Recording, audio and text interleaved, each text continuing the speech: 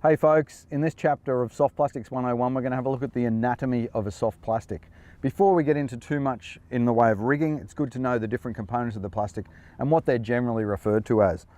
So for example, even though these soft plastics are different styles of plastic, they'll have some common features such as the head of the plastic or nose of the plastic, the body, the belly section, the tail wrist and the tail.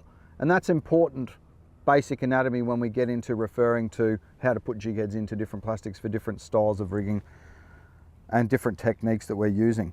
There are also different plastics, as we spoke about, with lots of different other little features. Like you can see these guys have got legs on here which are good for water movement and vibration. This one's actually ribbed, so those ribs also provide water movement and a realistic feel.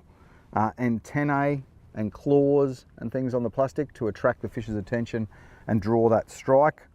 And the tail on a lot of plastics is generally to give them their action in the water.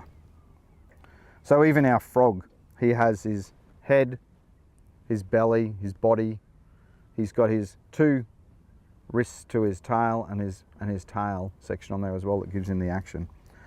So a couple of other pieces of anatomy on the plastic. You'll find some plastics actually have a slot in their belly, and that slot's called a rigging slot or a belly slot, and it has a purpose as well. So when you rig a standard soft plastic with a standard jig head, and we'll talk more about that in the anatomy of a jig head, that plastic has that hook going right through the entire plastic, so it can be a bit tricky to rig when you first get started.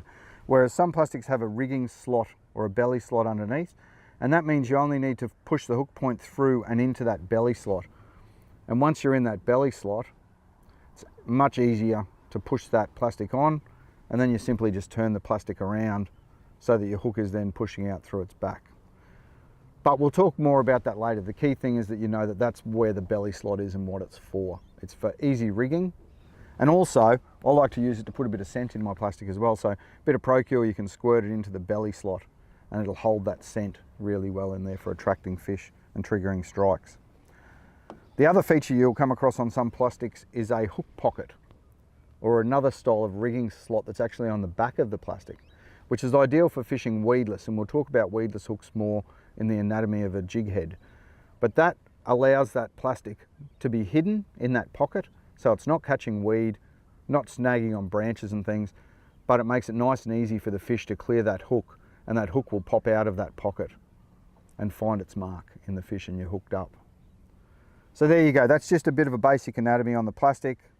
Nose, body, belly, tail, wrist and the tail, and our other features such as claws, antennae, legs, that ribbing of the body and our different rigging slots. See you on the water.